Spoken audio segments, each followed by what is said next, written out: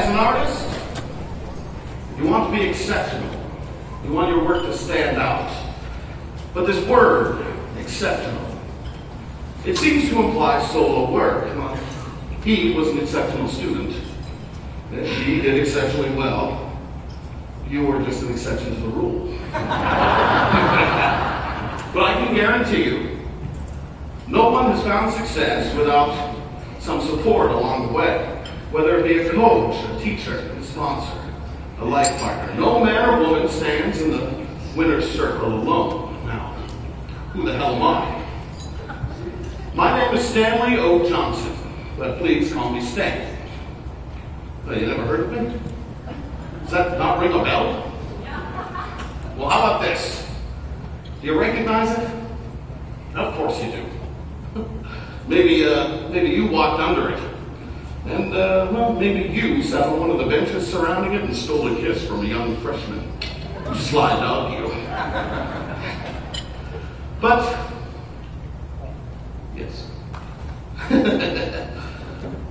And maybe you did. But, like I was saying, no one gets anywhere without support. I was the chair of the art department at UND from 1965 until 1967. And then again from 71 to 75. I guess you could say I drew the short straw. Well, these are the jokes, people. I grew up in Crookston. I joined the Army and went to New Guinea. And then I went to college on the GI Bill. Now, I did exceptionally well on a math test. And they sent me to MIT for a spell. Well, I knew I didn't want to be an engineer. I wanted to make art, and so I did. I finished this commission in 1964. Yeah, but like I was saying, nobody gets anywhere, and I don't care who you are, without a little support along the way. Now, if you look closely, you'll see all the professions that UND prepares us for. You've got agriculture, business, science, education, engineering, and the arts. Now, aeronautics didn't come until later. It takes all of us to make this world, but it takes the exceptional among us, well, to make a difference. Well, you know that granite sculpture out in front of the Chester Fritz Auditorium? That's mine. Now, Fritz seemed to like what I did. Chester Fritz was an exceptional businessman with a generosity of spirit. But he didn't get all the way from Buxton to Beijing on his own. Buxton, my childhood home. Not a happy home. My parents did the best they could, but there were times when they came up short. I would share a meal with my mother once a day at a restaurant, and sometimes that would be the only meal of the day. My father was injured in a threshing accident, chewing up the bottoms of his feet. I recall walking down the hospital hallway afterwards and seeing his foot in a jar. On the bright side, he still had the other foot. Mother left one day. Went to work and never came back. I was 12. I sought refuge in the volumes of books at the New Carnegie Library. Lidgerwood, North Dakota. Well, it was not by chance that my dear Aunt Catherine and Uncle Neil McDonald opened their home to me in Lidgerwood, where I completed high school, even with the title of valedictorian at the age of 16. The city of Lidgerwood sent several students to the University of North Dakota, my aunt and uncle's alma mater. There was never any question that I, too, would attend university here. Grand Forks. There were 900 students enrolled here at the time. I delighted in the new ideas and knowledge I was acquiring, studying English with Ella Fulton, mathematics with Ellen Chandler. But the trains whistled to me morning and night.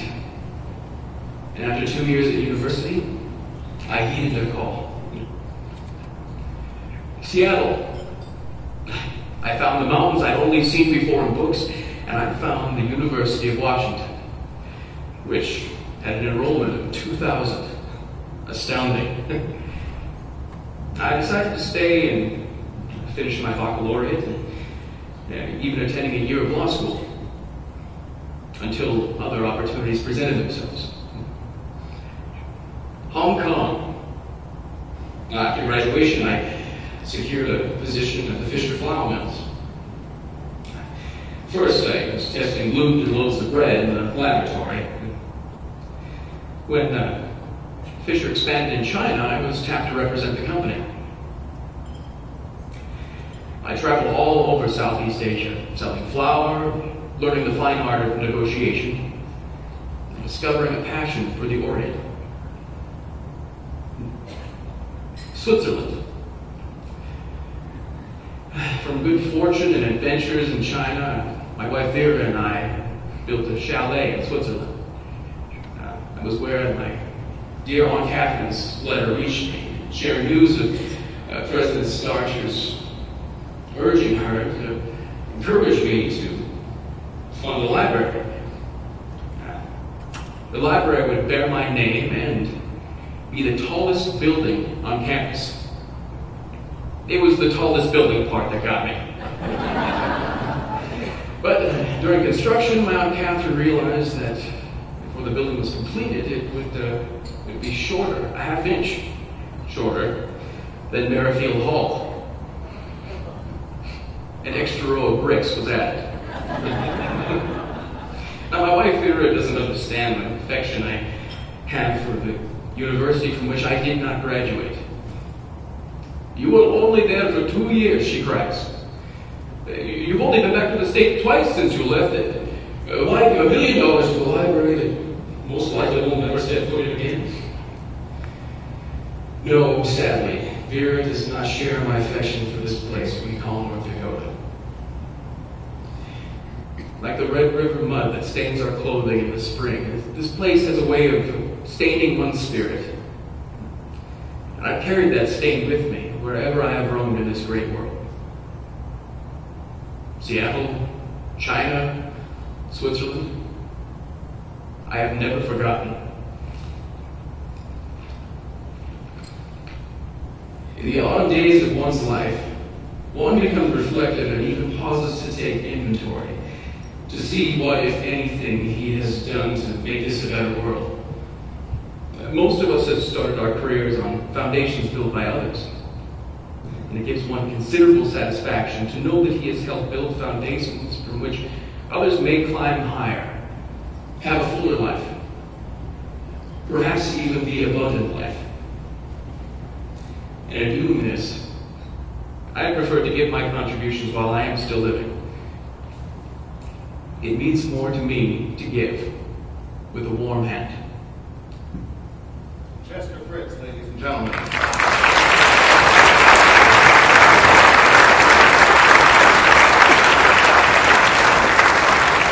An exceptional businessman and philanthropist who stepped forward. Now, I work alone a lot, which means I have plenty of time to mull over my thoughts. I've had the great fortune of knowing many exceptional people in my life, but what is it that makes them exceptional? Is it generosity, loyalty, vision, perseverance? And I created this for the first Ralph Engelstead Arena, digging note number 2. This, of course, is the Ralph we all know and love. Ralph was about loyalty. Me, I never became a millionaire. But Ralph Engelstead vowed to make his first $1 million by the time he turned 30. Well, he didn't do it. He was 29. How much you pay for that? Is it any good? You know, some of the best years of my life were spent at UND. Not in the classroom. I mean, sure, I got a quality education in the classroom, but some of my most valuable lessons were learned out of the old bar. On the ice. Good times. I never forgot. I never forgot the family friend who suggested I try out for UND. I had my doubts. I mean, yes, it was a dream. Most of the boys I skated with dreamed of one day playing for the Fighting Sioux. But for small town kids, farm kids, we knew it was just that, a dream. Something you took out from time to time to look at. Like a picture of a fancy car you tore out of a magazine at a barbershop. You unfolded it, smoothed out its wrinkles. You imagined. You imagined what it would be like to sit behind its wheel. To press your foot down on the accelerator and go from 0 to 60 in the blink of an eye. But eventually you put it away in a cigar box under your bed. Because you never really thought you'd own that car. And I never really thought I'd play for the Fighting Sioux. But when that family friend said, "Hey Ralph, you ought to give it a shot," it was like they gave me the permission I needed to reach for that dream. And sometimes, that's all the kid needs, is permission. I did. It seemed so impractical to dream about playing college hockey. And I was raised to be a practical man. But I grabbed a hold of it, and it was... I don't know, after that, maybe I became a little bolder about reaching for my dreams. But no dream comes true without a hell of a lot of hard work. Many of you know I'm fond of saying, the harder I work, the luckier I get. Now, why do I say that? Because it's the truth. But it's not hard work alone that breeds success. Sometimes you gotta take risks. General Patton said, take calculated risks. That's quite different than being rash. You ever see a hockey player play it safe? Okay, you ever see a good hockey player play it safe? and another thing, everyone needs a wingman. I mean, sure, you can score without one, but he makes it a hell of a lot easier. Sorry, ma'am. When I first started my construction company in Grand Forks, no one in town would give me a loan. I got turned down at this bank, then at that bank, but finally, a guy at Valley Bank decided to give me a loan. I guess in that instance, he was my wingman. And like that family friend, he saw something in me that I don't think I ever would have seen in myself. It's a good thing I didn't waste my time looking in mirrors. Now in 2002, Ralph Engelstad gave the University of North Dakota one of the largest private donations to a university ever. $100 million. Now the building alone has had an economic impact on this community through jobs and, well, entertainment draws, etc., etc. But Ralph, like I said, Ralph was all about loyalty. You remember that banker he was talking about, the one from Valley Bank, the one that gave him his first loan? Well, when Ralph found success, he sent that banker a brand new Cadillac. Ralph was loyal. Ralph was loyal to his hometown of Thief River Falls. He was loyal to his workers at the Imperial Palace. He was loyal to his alma mater. Ralph Engelstad, ladies and gentlemen, he stepped forward.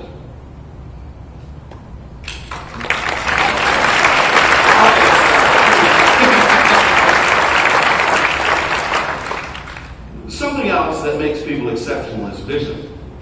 Now, some people will look at the wide open prairie and see what they call a flyover zone. I'm sure we've all heard that. But some people will look at it and see endless potential. Now, artists do that all the time with negative space. What's not there defines what could be there. Absolutely. But I'm not talking about an artist. I'm talking about a guy. I'm talking about a guy who grew up in Minot and started out as a crop duster.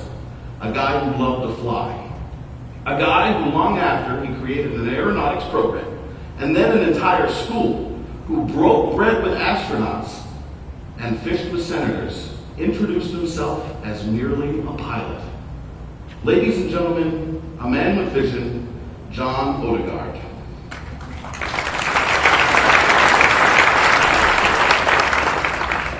it still amazes me. How do they stay up in the air? I mean, I understand the physics of it all, of course, but it still seems like a miracle. Okay, class. Ground school is in session. There are 4 forces involved in getting and keeping an airplane in the air. Lift, weight, thrust, and drag. Lift pushes the airplane up. The way the air moves over the wings gives the airplane lift. The shape of the wings helps with lift too. In my life, lift came from my wife Diane. Until her, I guess you could say I was grounded. All I knew is that when I was in the air as a crop duster, I felt alive in a way that I never quite felt on the ground. I was always getting into trouble as a teenager. I drove a fast car and was totally unfocused. And then I met Diane. She encouraged me to finish my degree. But when I came to UND, I had less than a stellar academic rate.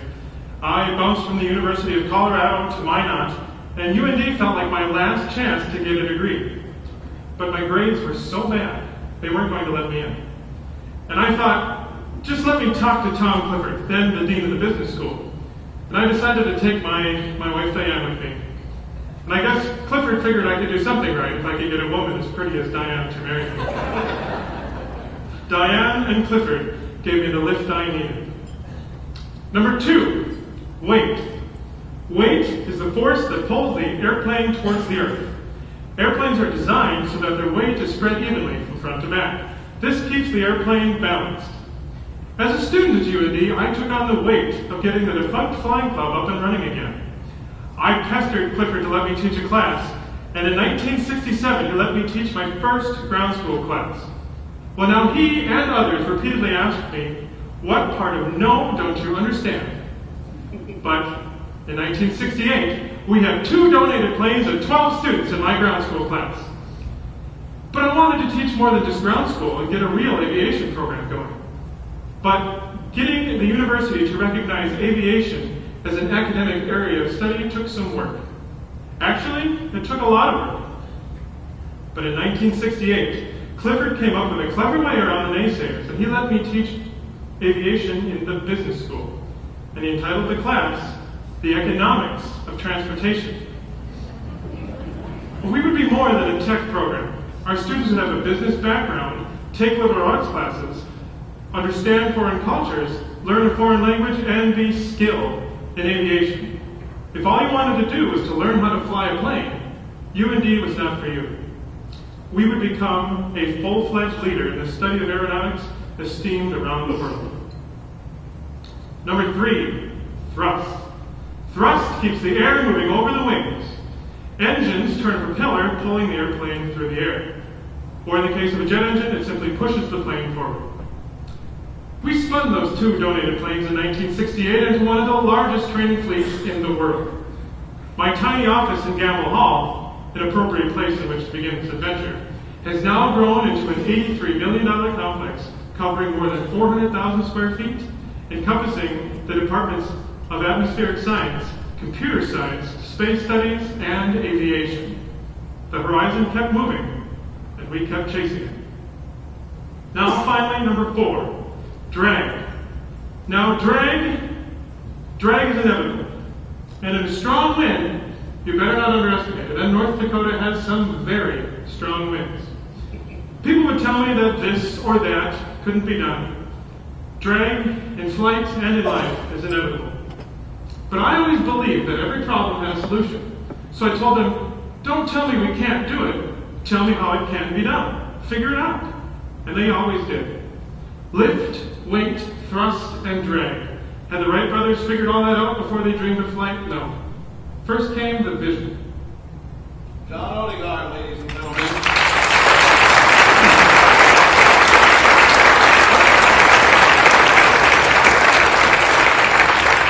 He was a man of vision who stepped forward. But vision alone does not translate into success on its own without perseverance. And nothing defines perseverance better than those first administrators, professors, and staff members who in 1884 opened the doors to the University of North Dakota 5 years before North Dakota was even considered a state. Webster Merrifield's 20 plus years as first an educator and then the university's third president are a testament to perseverance.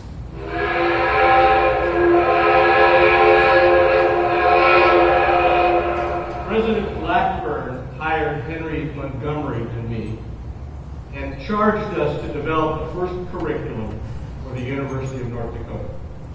I had such grand plans for this beacon of learning on the prairie. I was a Yale graduate, steeped in the classics, but I asked, why couldn't the farmer's son also be Homer and Ovid? Should he be deprived of the opportunity to learn Latin and Greek and French? Don't the sons and daughters of the farmers in the Dakota Territory deserve the same education as the bankers' sons and daughters of Boston? Henry and I set to work crafting that first curriculum. 3 years of Latin, Greek, French, English, mathematics, political science, morals, of course.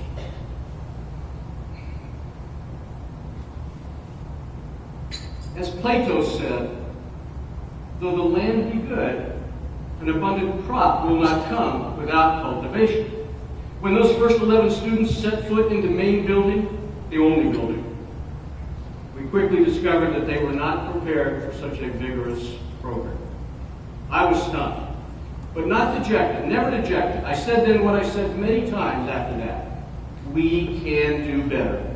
If these sons and daughters were not prepared, then by golly, we would prepare them.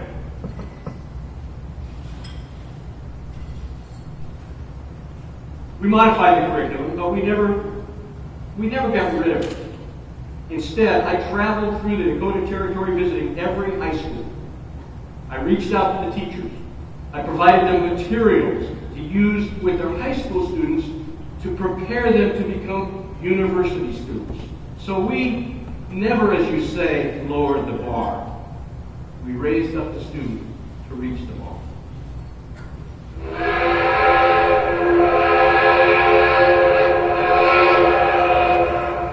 Time for us to be getting on. John, we're taking the train this time. But before I go, I would like to remind you of some of the obstacles that we faced in those early decades. President Blackburn only lasted 1 year. He butted heads with many, including Mrs. Mott, whom he accused of starting to eat before he finished saying grace. To which she replied, the meal tasted just as poorly before the prayer as it did after. In 1885, the legislature slashed our budget from $73,000 to $16,000. The message was clear: close the doors. Well, professors donated their salaries. William Budge, a local businessman, led a fundraising drive, and we scraped together $27,000, and the doors stayed open. When, after 2 years of Henry Montgomery's interim presidency, the Regents offered me the job, I finally felt ready to accept it. I had my doubts, any honest man does, but whenever we fell short of goal, I said those words: we can do better. And we did do better. When I arrived here in 1884, there was one shining building. During my tenure as president, Prezi as they called me, I oversaw the construction of 11 more buildings because we can do better. Law school, we opened a law school, originally downtown, so we could borrow books from the local law office because we can do better. Medical. We started the first 2-year medical program in the state, now a full-fledged medical school because we can do better. When we needed room for more dormitories, more academic and administrative buildings, I donated 20 acres of land because we can do better. The University of North Dakota affords us much of which we can be proud. But let me ask you not to rest on past successes.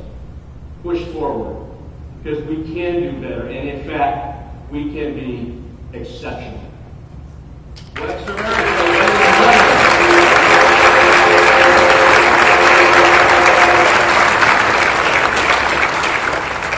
So there you have it. 4 individuals who all stepped forward. They stepped forward with generosity, loyalty, vision, and perseverance. And we thank all of you for stepping forward with the same. Good night.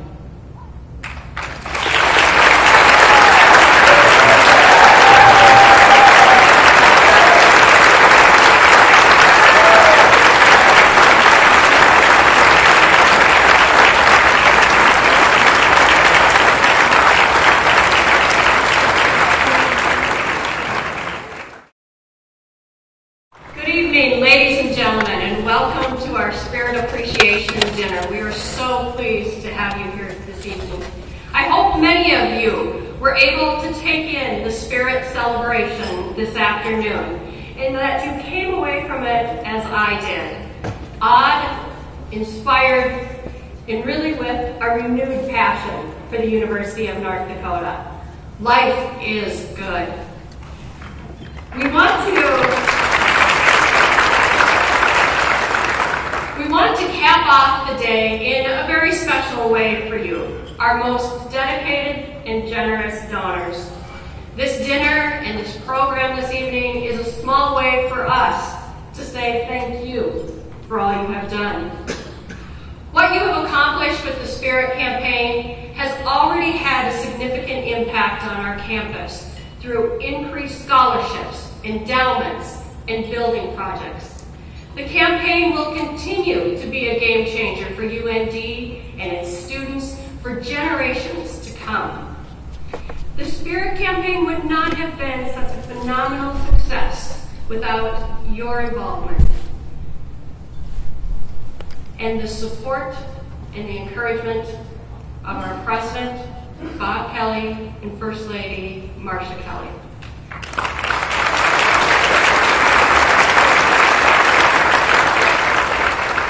President Kelly and First Lady Marcia Kelly have truly been committed partners in this Spirit Campaign. And from the moment they stepped on campus, they taught us how to be exceptional, and they created transformational opportunities for all of us to chase. So at this time, I'd like to invite President Kelly to the podium to say a few words about the Spirit Campaign.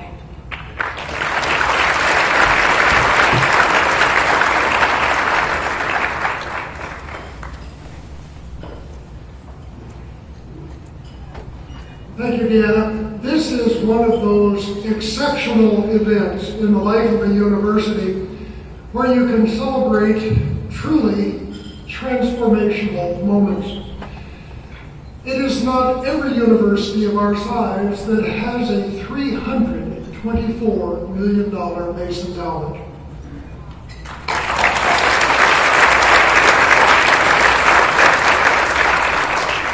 We have spent a lot of time today and the last several days celebrating, and this evening we celebrate even more of you who have contributed your time, your talent, and your treasure to creating an exceptional UND. We talk a lot about enhancing our learning environments. We try to come together to do that. We collaborate so that our strength is greater than just the sum of its parts. We reach out into our state, our nation, our communities, and the world, and we enjoy doing it. Indeed, life is good, as we learned this afternoon. Now, we offer a lot of thanks to individuals, John, Linda, our National Campaign Steering Committee, all of you who have served on those boards for our Alumni Association. All of you have contributed your talent, your time, many of you, your treasure. But many of you in this room have also contributed a great deal. You have not served on those boards, and we celebrate you as well. This is an event that we share together and that we share on behalf of this exceptional university. I'd like to just emphasize that there are some students here tonight, and as your president, I have great expectations for you. You are going to be receiving the best education that we can provide to you. The sky is the limit for you. You have course opportunities from art to zoology. You can study in ways and use technologies and informations and informatics that were not available to us even 20 years ago. And we fully expect you not only to be beneficial of this education and the ability to learn for the rest of your lives, but we expect you to use the investments from the individuals in this room to join a long line of distinguished alumni from the University of North Dakota. Men and women who are senators in Washington, governors of our state, bankers, captains of industry, leaders in athletics, leaders in the humanities, the arts, the professions, law, medicine, engineering. And we fully expect you to go to the stars, just like one of our graduates is currently on the International Space Station. A great deal has been given to all of us. A great deal has been generated from all of us in this room. And now we have a great responsibility to bring the university to the level of exceptionalism that we know we can attain. And we thank you for that opportunity. Now, there are a lot of events this weekend, so go UND.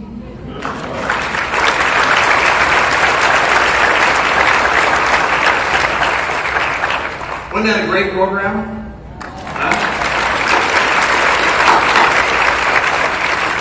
I do think, though, for Stan Johnson, we do have to make one minor correction.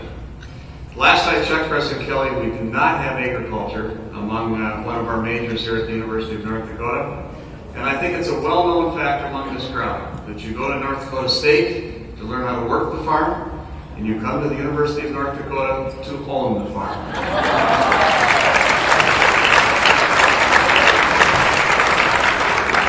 I want to thank President Kelly and his team, vice presidents and deans for just being exceptional partners through this effort.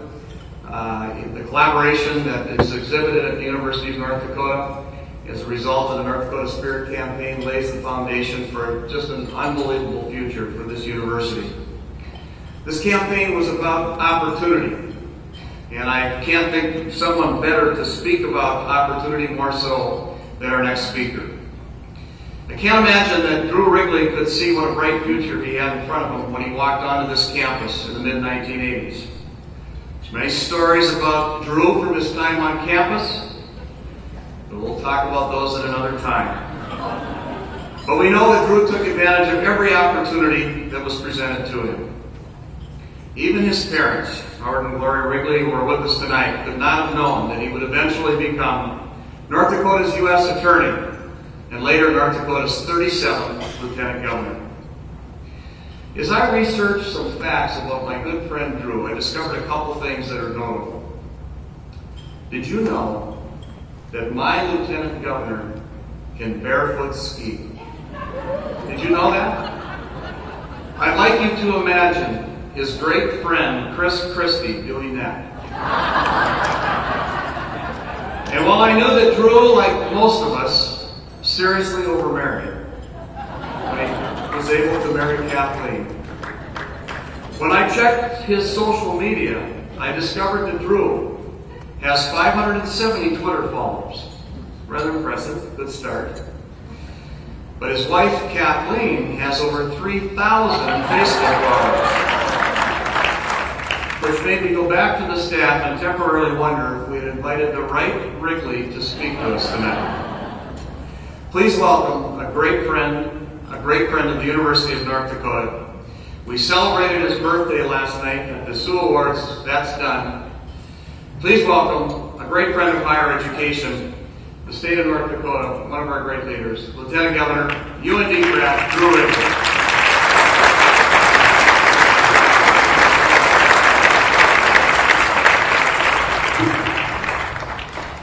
Thank you very much, Tim. I appreciate that. And thanks to all of you. What an honor to be here with all of you tonight. And thanks for mentioning Kathleen. I was here last night, and Kathleen and the kids were not here with me, but I got to experience what I experience all the time as I go across the state of North Dakota. And what a privilege it is to be the Lieutenant Governor. Every time I go places, hi, Drew. Where's Kathleen? Is Kathleen here? When's Kathleen showing up? Last night, only about 500 people at my birthday party. After that. So Kathleen, thank you for ending the agony and showing up.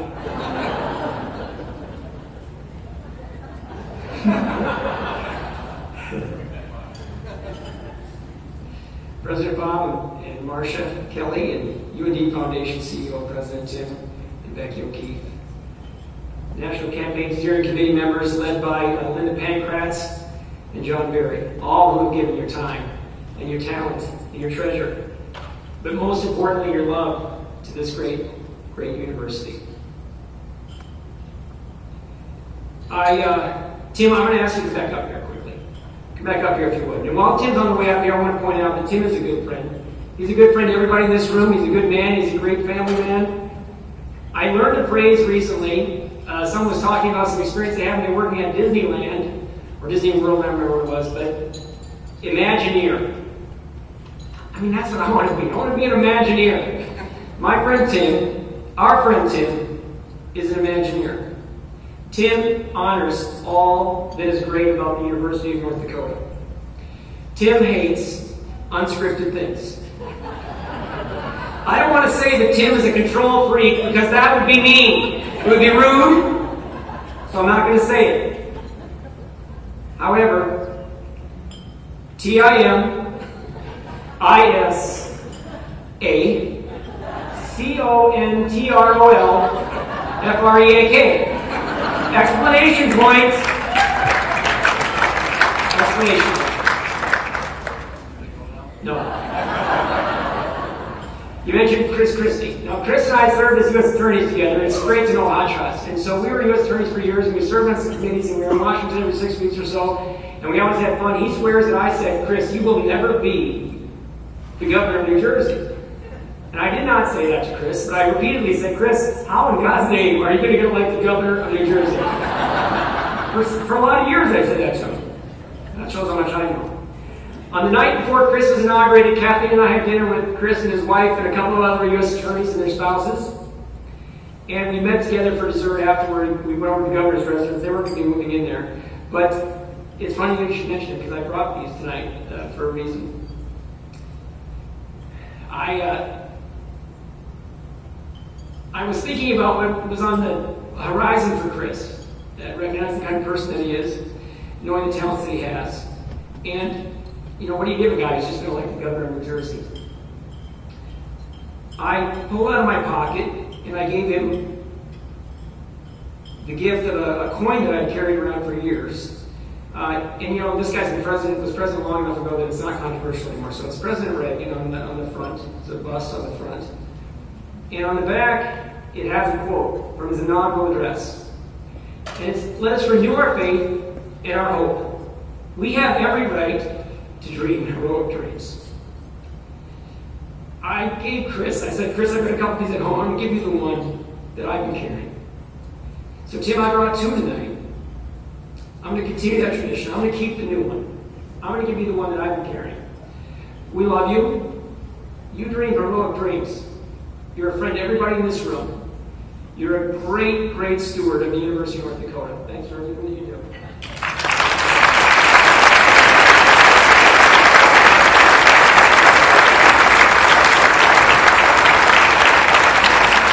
Thank you, Tim. This is why we gather. This is what we honor tonight.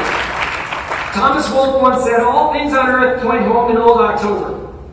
Sailors to the sea, travelers to the walls and fences, hunters to field and hollow, and the long voice of the hounds, the lover to the love that he has forsaken. Surely no one in this room has forsaken our beloved University of North Dakota. But we go forth from this place at different times. We make our way. It's like parenting. It's the whole purpose behind it. To take off and to fly. And then there's homecoming. We all go to the events over the years. We go to weddings of friends that we met here. Sporting events, regional gatherings, all things in the name of renewing friendships. And then there's homecoming. And it's special. I think of last year's homecoming. When I came here to see my dad, who's here today. My mom was sick. She stepped back in Fargo. My dad's here. He was brought into the Hall of Fame of the engineering school. very easily the proudest moment of my life. Very easily.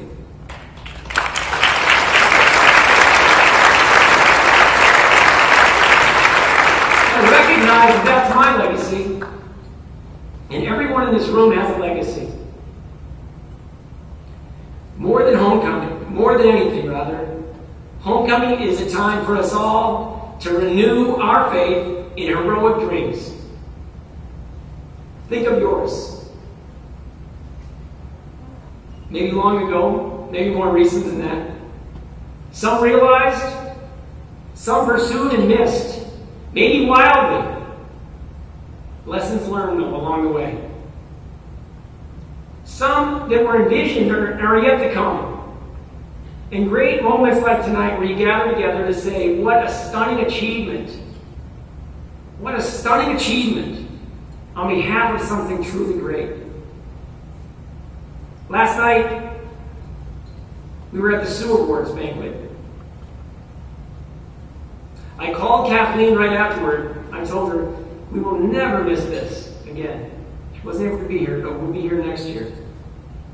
Owen Anderson, Randy Newman, Chris and Bob Solberg, Linda Pancratz. Linda, where are you? There you are. Linda Pancratz. I'm going to refer to your speech here in a little while. Young Alums Achievement Award, Cassie Gerhardt. That girl needs some enthusiasm. Bring it up a notch, Cassie! Chad Severson. Chad, I was an economics major. No one asked me to write a book. But I still love economics. And I was ignited here. I'm not an economist, but I love it. I love to learn. Everyone in this room, in a very real way, is an Imagineer. Everyone. You are creating, through the work that you've done to bring us here tonight, you're creating heroic student dreams that you can't even know about. They won't write, not all these students are going to write books. Every one of them has a heroic dream of their own. Scholarships, endowments for faculty, extraordinary faculty come and ignite in them those dreams even further. Facilities for learning. This has long been a great university. It is an extraordinary university. And the future could not be brighter. What you've done is profound. Yesterday I was driving through campus. Tim got me a gem car. Love that gem car. The kiddos are going to love that, ride around that tomorrow. I stopped over by the library and I walked in and I walked up to the floor where I used to study all the time. Dad, I studied a lot. All I did was study, Dad. I sat in the same chair I used to go to all the time, and I looked out over the street between Merrifield and the law school. I don't know if my dreams were heroic, but they were mine. I thought back 25 years since I've left campus. I graduated, Dad. 100 seasons. Everyone in this room can do your own calculations. But can you even begin to count your blessings? Not really count the blessings. Many of which started, were ignited, and fanned right here at the University of North Dakota. However many years you have to think back to your time at the university, we all need to remember that there are students here now exactly like you. They have your same fears, same insecurities, same arrogance, same boisterousness, same everything. They're just like you were. Those students here now, they're forever in your debt. What's more stirring when you think about it is their children are in your debt. Their children's children, in a very real way, are forever in your debt. That is your legacy. And it's real. I warn you that there may not be a lot of thank you notes across the years because the benefits are incalculable. utterly incalculable. Even this night, this extraordinary night when we gather together, will be swallowed by the passage of years. But just as when you plant a shade tree, that you may never live to sit beneath, the thanks is in the eventual blossom.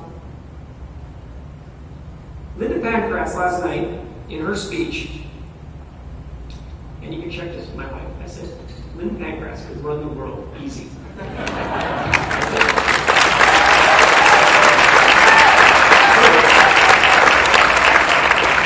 The birthday speech by President Kennedy, who came to this university 50 years ago, September 22nd, 1963.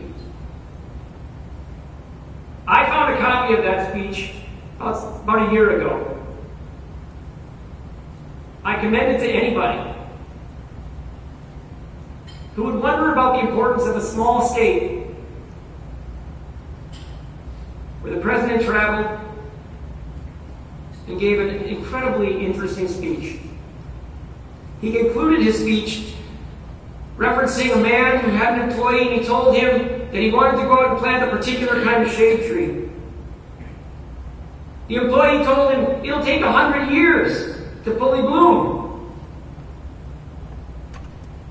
He said, well, then I suggest that you plant the tree this afternoon.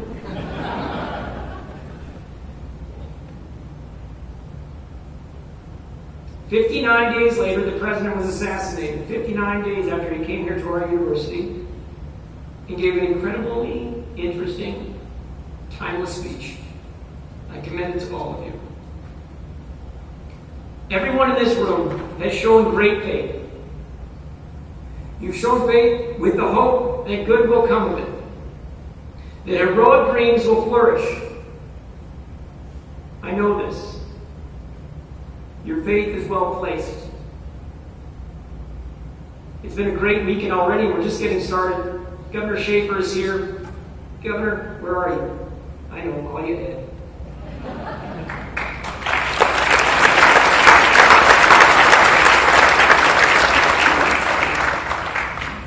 Ed gave a great speech today. He gives a lot of great speeches, but today was great on leadership, the ethical and moral requirements of leadership. Greatness, the things that they teach here at this university that we take for granted in North Dakota, in this #1 economy in the nation, in this place where the whole country is watching us, where the whole world is aware of us. It's an extraordinary time. Your hard work, your faith has been well placed at this extraordinary university. John D. Odegaard, Ralph Inglestead, Chester Fritz, Earl Strinden. I'm leaving out a lot. The legacy is growing. The generations and the next generations and everything that's to come. The next 100 seasons, the next 500 seasons, that's your legacy. At this extraordinary university. The University of North Dakota. North Dakota, the greatest state in the finest nation on the face of the earth. On behalf of the generations to come, congratulations. On behalf of the generations to come, thank you. Thanks for the opportunity to be here.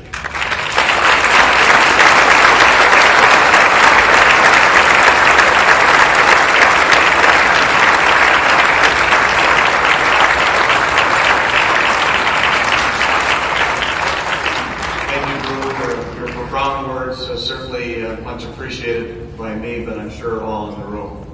Ladies and gentlemen, it's time for dinner. Our next two speakers are not only case studies on the value of a UND education, but they can also be held up as shining examples of North Dakota spirit. Linda Pancratz and B. John Berry have co-chaired the National Campaign Steering Committee for North Dakota Spirit, the campaign for UND, for the last 8 years. As such, they have provided philanthropic education, inspiration, mentorship, energy, and constant support to all of us. No one has been more crucial in this effort, nor more responsible for its success than John and Linda. If there's a primary lesson that we have gained from Linda and John, it comes through the power of philanthropy. Our country is built on a principle of giving back, distincting it from the rest of the world. Just think if we were a society of takers versus givers. Philanthropy has huge and growing impact on our daily lives in education, the arts, healthcare, athletics, wellness, and recreation. And there's no better example of that than right here in Grand Forks. No two people better exemplify the power of philanthropy on a daily basis than Linda Pancratz and B. John Berry. Linda Pancratz is a 1976 graduate of UND. She's chairman and CEO of an investment company called Mountain Capital, LLC. Previously, she spent much of her career in telecommunications, starting with Northwestern Bell, right here in Grand Forks, and eventually leading companies in the United Kingdom and serving on the boards of several European companies. As you all know, last night, Linda was honored as a recipient of our highest honor, the Sue Award, recognizing her career success and her generous contributions to the University of North Dakota. She has given of her time and talent and treasure while serving on the board of directors of the UND Alumni Association and Foundation, serving as the chair of the foundation board. The Pancratz Career Development Center at the College of Business and Public Administration, sponsored by Linda and her husband Mark and daughter Lizzie, stands as a testament to Linda's personal belief in helping students succeed. When speaking with students, she encourages them to be passionate, hardworking, and to persevere. Ladies and gentlemen, it's my great pleasure to welcome our great friend and the co-chair of the National Campaign Committee for North Dakota Spirit, Linda Pancratz.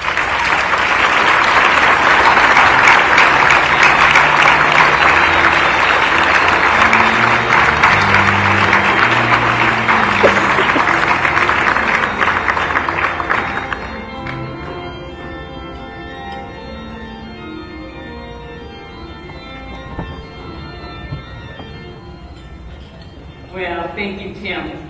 What an exciting evening. A chance to celebrate and say thank you to all of you, our generous donors, for all you have done to make the North Dakota Spirit Campaign a rousing success. You know, earlier Tim asked kind of a rhetorical question when introducing our Lieutenant Governor. Did Drew see his bright future in front of him when he walked the campus in the mid-'80s? First off, I was shocked. And I realized that my friend Drew could be my son Drew. I mean, really? The 1980s? Oh my God. But anyway. But you know, I have to say, I knew the answer to that question. Of course, many people around him saw something very special. His parents, his professors, his friends. How could you miss it? And it's still there. Drew has been critical to the success of our campaign. He's helped to navigate in some very interesting times, and he led the effort to secure the establishment and the funding of the State Matching Program, which actually will transform the North Dakota University system in ways we have only dreamt. Thank you, Drew.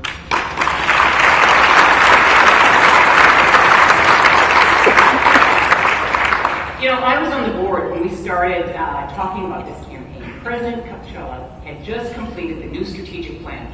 He saw that this was a time of tremendous global change, and that would really require significant changes in how we lead, how we innovate, new business models, and even more collaboration. He had crafted an exciting vision, a bold vision for UND. We were very fortunate to be in a state with a surplus, a governor who understood the value of education, and a state that could continue to invest in higher ed. But state funding alone wouldn't get us there.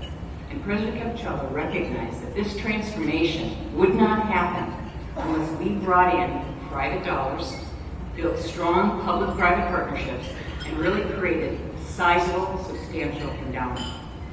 So many of us here tonight were on the board at the time, and since Chuck isn't here, let me be a little direct. We all thought he was crazy, absolutely crazy. But as time went on, we began to see his wisdom. A key meeting took place at John Barry's home on July 26, 2006. A few of us, along with Governor Hogan, agreed that we had a real opportunity to take this great university to the next level. The next critical factor for our success was actually getting John Barry to co-chair this effort. There was no one better suited for this role and so instrumental. John, you taught us all so much about the power of philanthropy that Tim referred to, the power of thoughtful, focused, impactful giving. Thank you so much.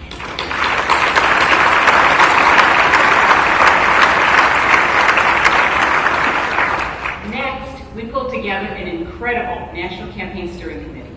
Each of these individuals was passionate about UND and what we could become, proud of their North Dakota roots, and very willing to get engaged and leverage the reputation, the relationships that they had to make it happen. They invested, as we talked about, not only their time, their talent, and their treasure, but I am incredibly proud to be associated with each and every one of them. Could the National Campaign members please stand and be recognized? I know you're here. Jim,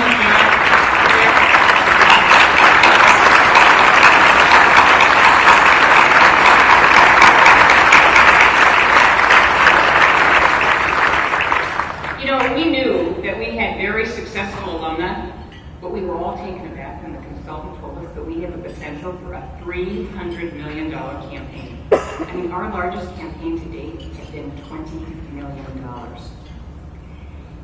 Drew said to me earlier, what were you guys smoking, crack?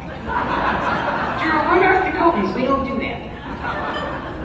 Which brings me to the next key to our success, and that's the leadership of Tim and Deanna, Laura and Bob, and the passionate team of professionals at the Alumni Association Foundation. They were courageous. They stepped up to the challenge. It's clear they love what they do and are absolutely dedicated to UND. You truly ignited our spirit. Let's give them a round.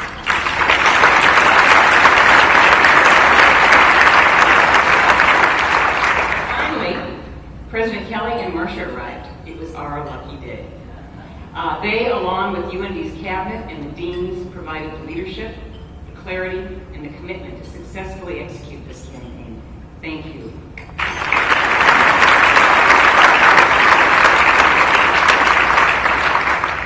But you know, none of this would have made a bit of difference without all of you. You know, Tim presented some very impressive statistics at the start of the evening, and I'd like to add one.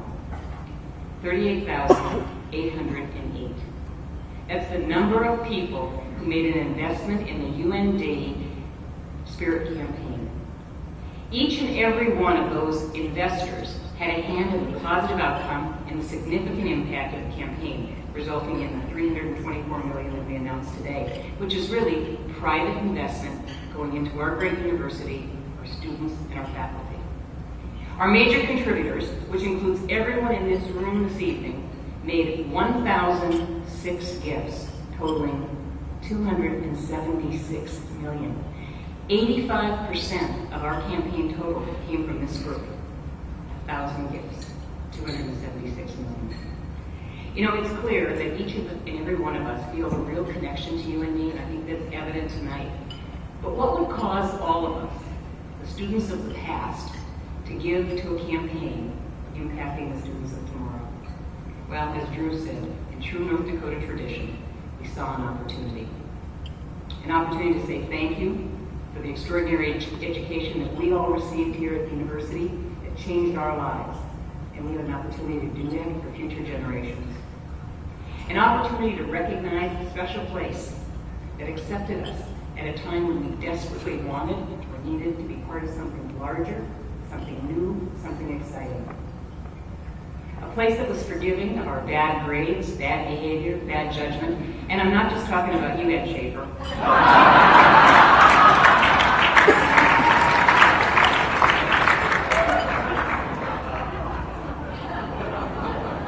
We have your transcripts. And they're not pretty. Anyway, an opportunity to invest in a compelling vision of a dean, inspiring educators, a new program. An opportunity to give back to a special place that has given us an education, that's enabled us to enjoy productive careers, make meaningful contributions to society, and lead very full and rich lives.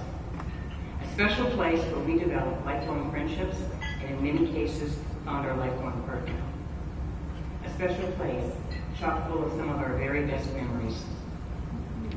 So whatever motivated you to give, whatever spark ignited the fire within you, please know that the flame now burns ever brighter, lighting the way for future generations here at UND. On the behalf of future students, I'd just like to say thank you for your contributions to the University of North Dakota. Together we have created a legacy that we can all be very proud of. Together we have taken UND from great to exceptional. Thank you.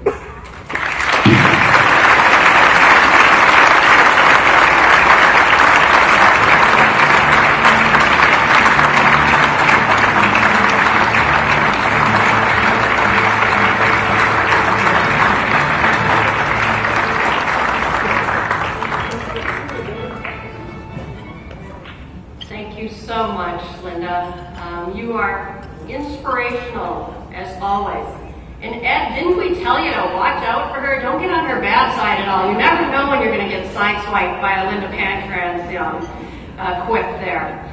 But Linda has been so inspirational and a mentor to me personally and to our entire team. You can have some really great days working in this job. And every day we've had the opportunity to work with Linda and John. It's been a great day. Now, before I introduce our other co-chair, the first thing I need to do is, this has been some time for reflection as we look back to when we started this campaign 8 years ago and think, what was it that really ignited the flame, as Linda said? We all stand on the shoulders of those who have come before us at some point in our life. And I know tonight, my first mentor and the person who really ignited my flame for this type of work is in the audience. Earl Strinden. Are you here? Earl and James Strinden, please stand.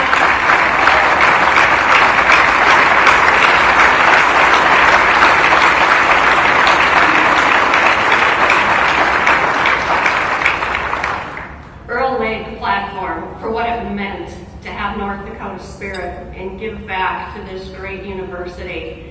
And it's really been our pleasure to carry that spirit forward in so many different ways. So the other co-chair for our National Campaign Steering Committee, Mr. B. John Barry. This is a man whose phenomenal success has been topped only by his generous spirit. And we talk about his generous spirit, you may think of the gifts that he and the Barry Foundation have made through the campaign to benefit so many students in so many ways.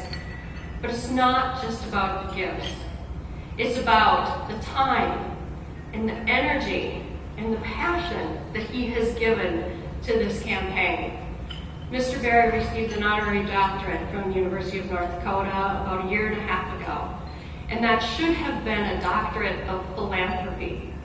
He has taught us so much every day. And this man reads more than anyone I've ever known. And it's not unusual to get an email from him saying, read this article, let me know what you think. How does this apply to the University of North Dakota? He's always looking for ways to make us better.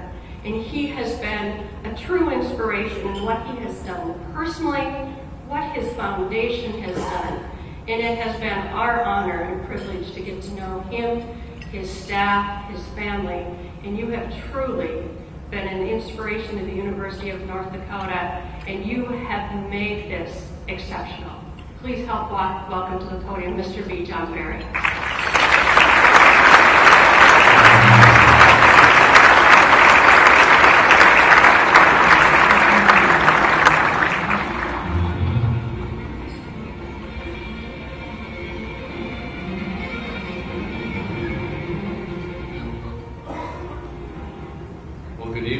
See all of you.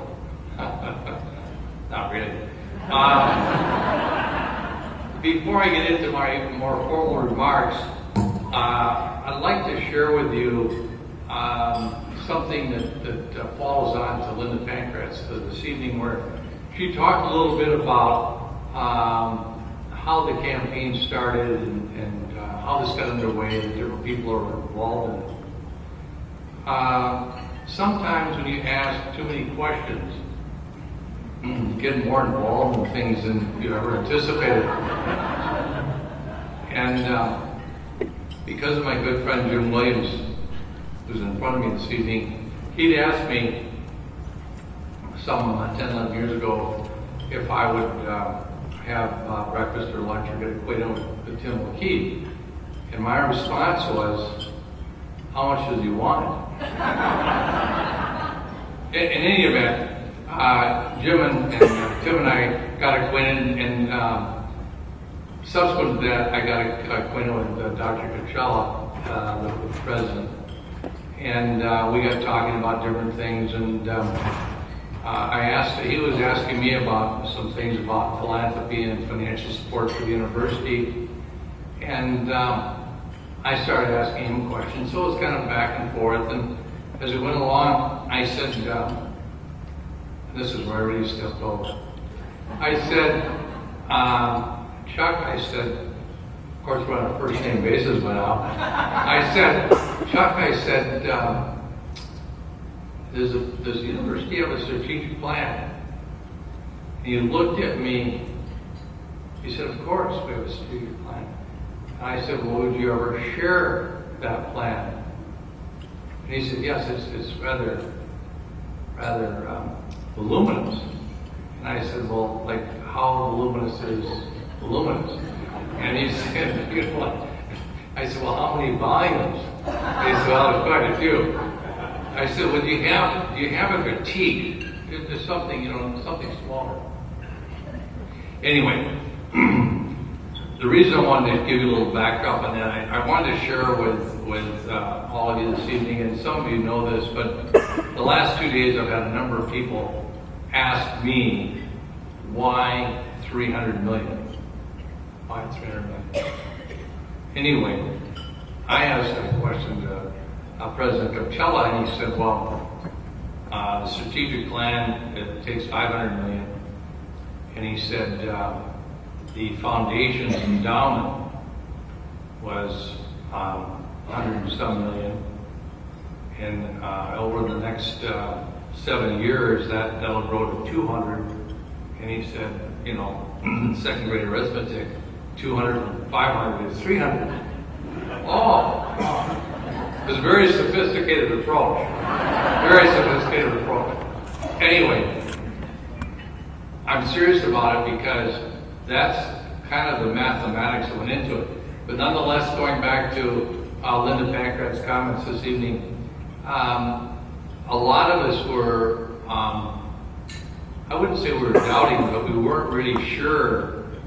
And I wasn't that familiar with the financial foundation footings and campaign and things that are going on at the University of North Dakota. So it just sounded like a big number to me.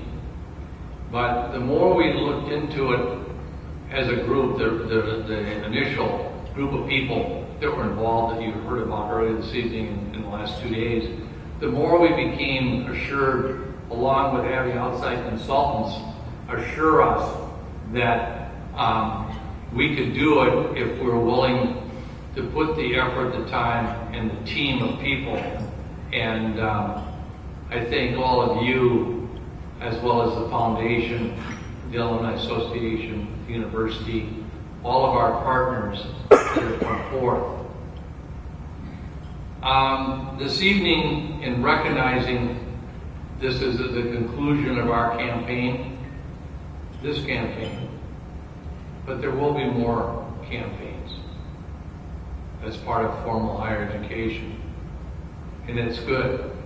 But in any event, I extend my deep appreciation to all of you for your leadership and participation in this campaign to assist in building the University of North Dakota's legacy. This is what happens when you can't read the teleprompter. We are here today because we want to create opportunities And education creates a great vision for tomorrow.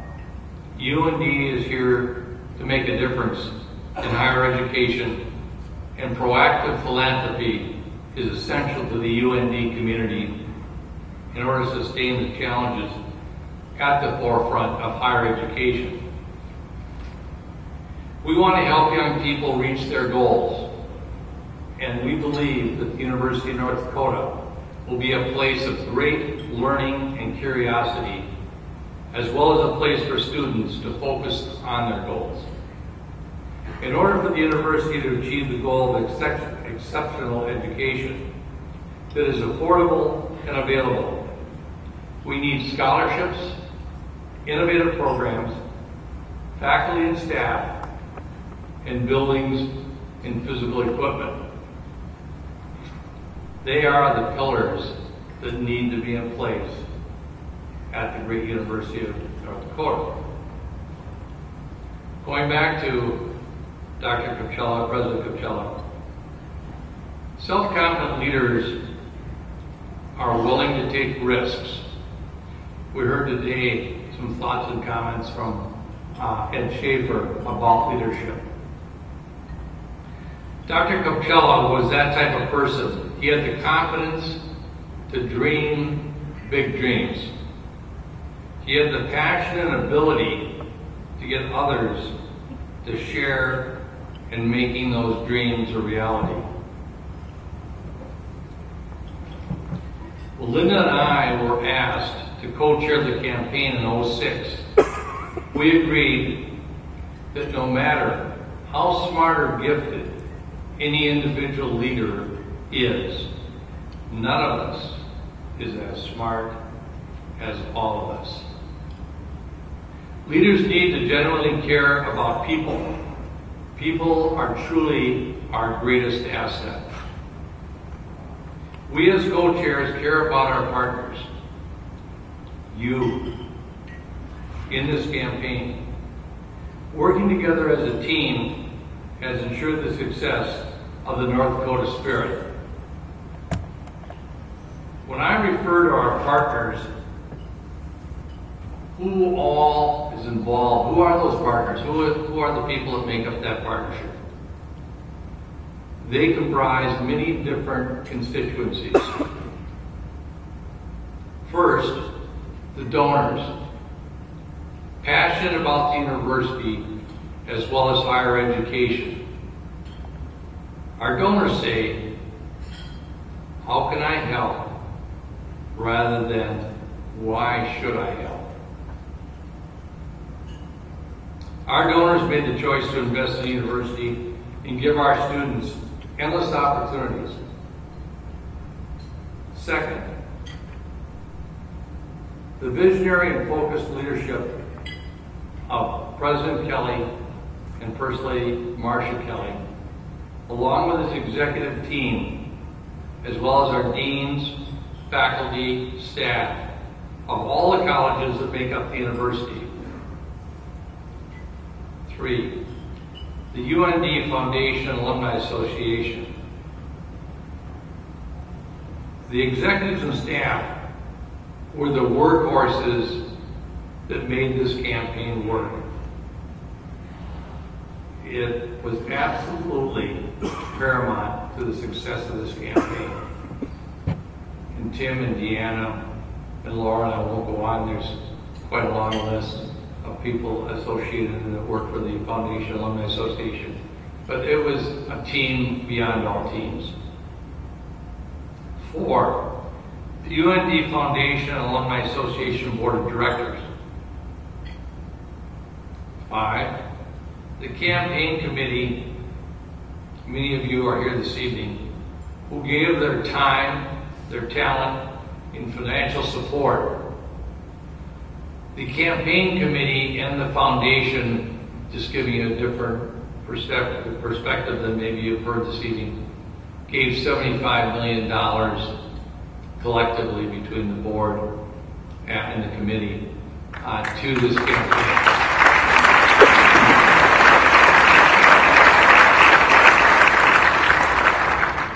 And again, going back to elementary mathematics, if if we would have surpassed the campaign, which we did, and I'm glad as all of you are that we did, it was 25% of the original campaign. And I believe, as Linda told me earlier today, 22 of the fraction percent, or maybe it was 23% of the ultimate success of 324 million. And last, but certainly as important as a partner, is my co-chair, Linda. She's persistent, she's creative, and she's passionate about this campaign, and she's passionate about the university. Linda, thank you for your stewardship. You are determined to make a difference, and you continue to change people's lives. And for that, all of us are most grateful. My hope is that you ask yourself this evening the question, what makes the world a better place? Let me express our deep appreciation on behalf of Linda and myself to each of you for your participation in building the university's legacy and creating the exceptional institution it is today. Thank you.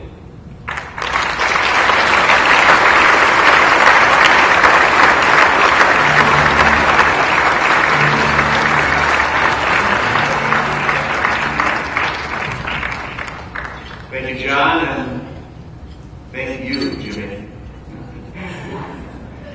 Ladies and gentlemen, please join me in giving a tribute to Linda Pancratz and John Gray.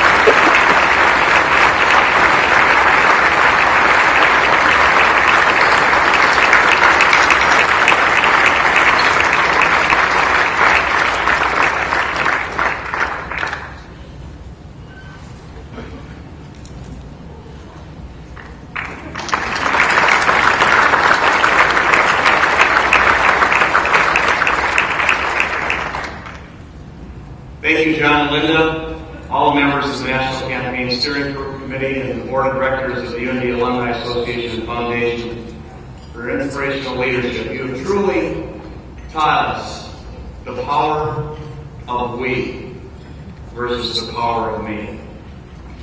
It's easy to get excited about the numbers as we come to the end of the Spirit Campaign. They're a common and simple form of measurement.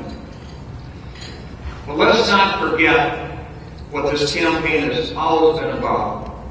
The students at the University of North Dakota, their experiences on our campus, and their eventual impact in the world we live in. With that in mind, we have some people who would like to say thank you, accompanied once again by Tom Rousseau.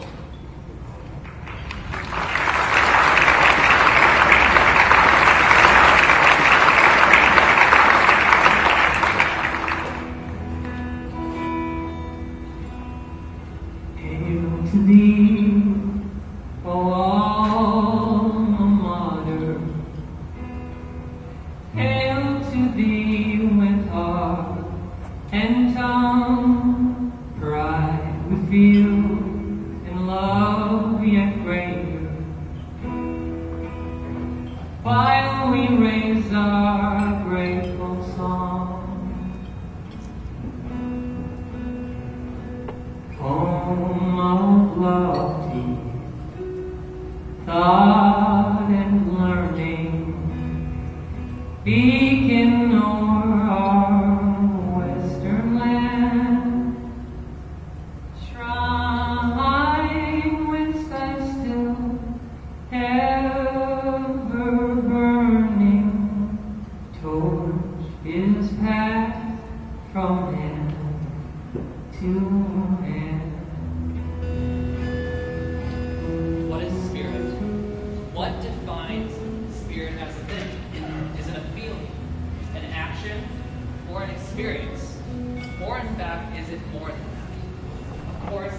alumni and students at the University of North Dakota, we know that this experience of being educated at this institution is so very special. You as alumni, staff, and people who have been touched by the University of North Dakota have given back as an action out of a feeling of love for this place. We as students continue to experience all of the great things that occur at this university out of your generosity, out of your leadership, and your compassion for us. I'm here today to thank you for that gift as a current student and someone who's soon hoping to graduate and attend medical school next fall. I can tell you that your gifts are not going unnoticed on campus. Not only are you helping to fund our future education, but through your gifts of time, talent, and treasure as a whole, you continue to make the University of North Dakota a very special place to be. As the Spirit Campaign wraps up in some ways, it also continues forward through you and through me. And I can tell you that as a future alumni of this institution, your inspiration will continue to propel me to do great things and to give back.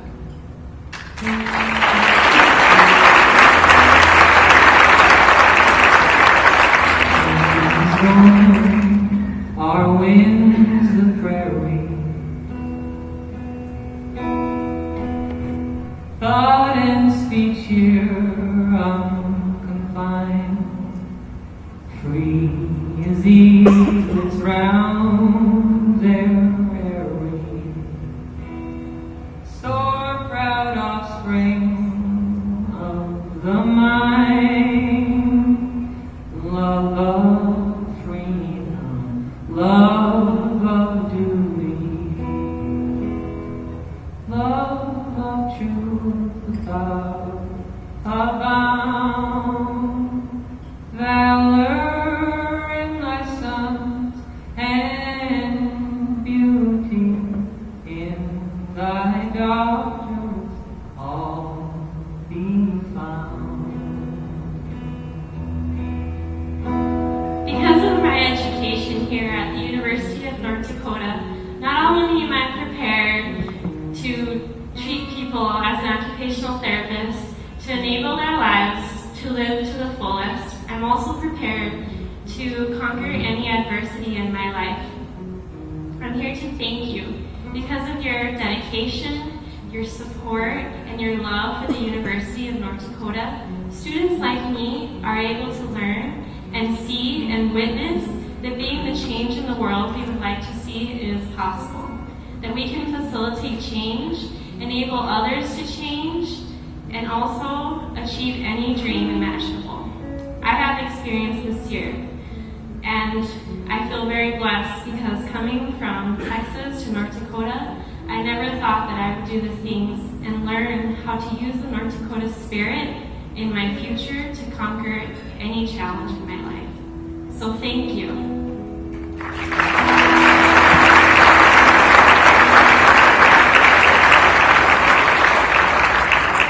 Alma mater, thine the glory. If a thought of ours or deed find a place in song or story, when endeavor's glorious mean, prosper fostering mother down the ages, long resound, loud be thy fame, while many another find in thee what we have found.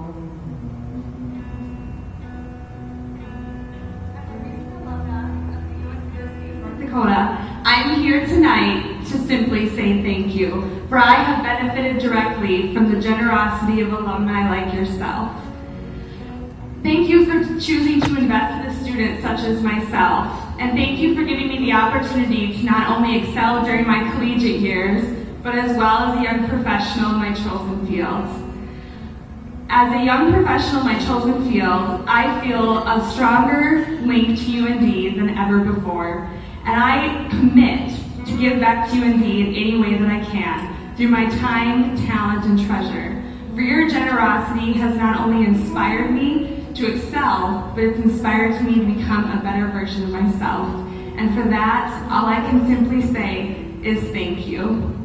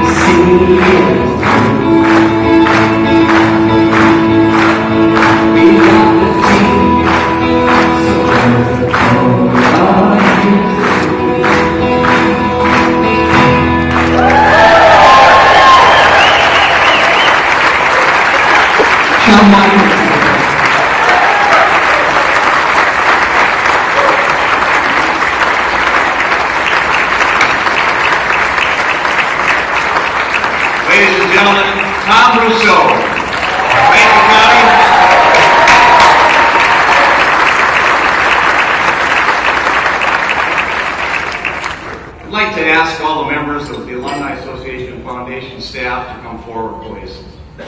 I hope you've all had as much fun here tonight as Table 4 did. They were off the fun barometer. It was great to sit with them. Well, you come on forward. That's what I please ask you to do. I can still do that for a little while longer. Special credit to Sarah Coudle-King and Brooke Conlon. Where are they? Raise your hands as you come up here. They are the curators of this evening.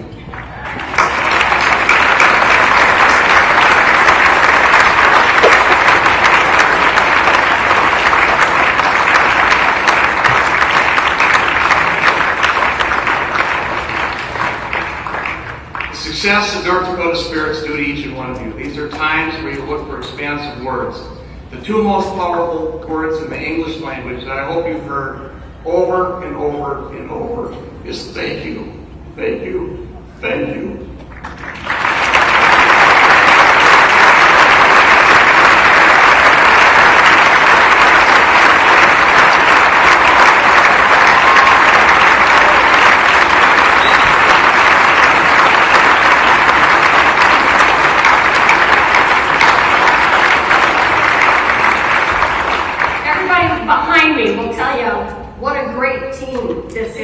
And it's because we get to work with people like you. You will often hear us say, we have the best job in the world because we have an opportunity to work with such generous, caring, fun-loving North Dakotans from the University of North Dakota every day, and we see what you give of your time, talent, and treasure. And then we come back here to UND and we see the impact of your gifts. We see the excitement of those students on the basketball court, in the classroom, on the ice. We get to hear and see from professors like some of you heard Dr. Tan today. I've never been so excited about economics in my life, except from hearing from this endowed professor. That's our life every day, and you make our job so exciting and so fun to do, and we are doing this work on your behalf, and we want you to know how much we appreciate you. So tonight, this first toast, I will have two tonight, but this first toast, and everyone, is for you and how much we appreciate you, and as Tim said, we thank you, we thank you.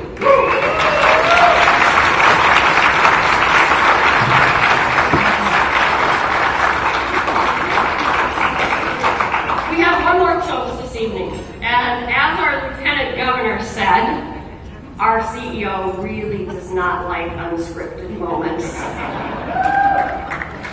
night, everybody. And I have a couple partners behind me here, so we said, how are we going to do this without Tim knowing anything about it? And by gosh, we made getting the staff up here his idea, actually.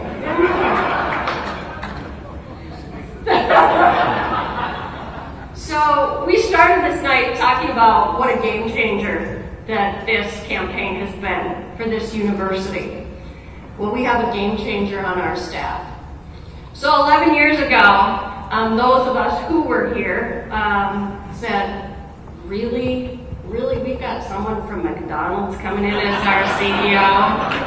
I think we heard terms like French fryer, burger flipper, it's like, really? Okay, so he's been in banking a few years. What does he know about higher education, let alone fundraising? Some of you still would say that. Well, it turns out he didn't have to know a lot when he got here because he loves to learn. He loves what he does.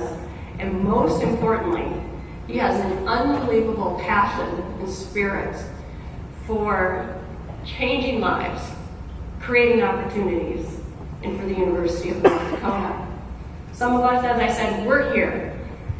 Those of us who came after Tim came to this organization because of Tim. All they had to do was sit down with them and hear of his dreams, his imaginations, Drew. He is an Imagineer. And they sat in the room with him and he sold them. And they said, I want to be a part of your team. And it's been a great team for 11 years. And so we at this time wanted to say thank you to our Imagineer, who really drove our train, was our conductor for the last 8 years as part of this campaign. We couldn't have done it without you.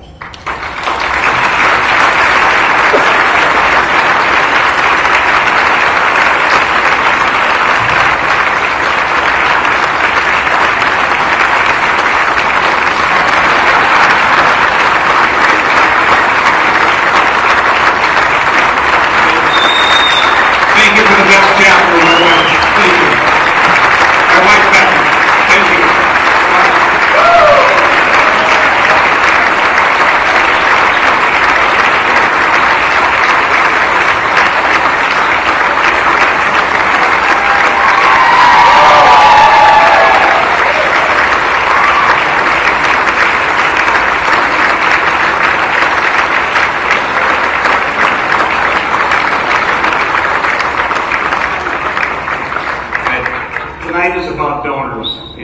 I had absolutely forbidden Deanna from doing anything that talked about. I still got 5.5 months to go, and some big things that we want to accomplish. But as I said, this has been the best chapter and privilege of Becky and our family's life.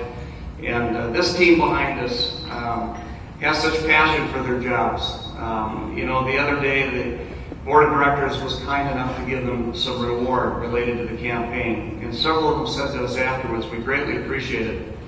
But our inspiration every day comes from all of you, as Deanna had said. They get up every day and they think about what they can do to satisfy President Kelly and his team's goals. And I'm so optimistic about the future because of this team behind me and all of you. We've only scratched the surface, Bob, of exceptional. And there's so many more things that with you, with your team, that we'll be able to accomplish. So I greatly appreciate it. I don't like unscripted, but thank you very much. I greatly appreciate it. Thank you.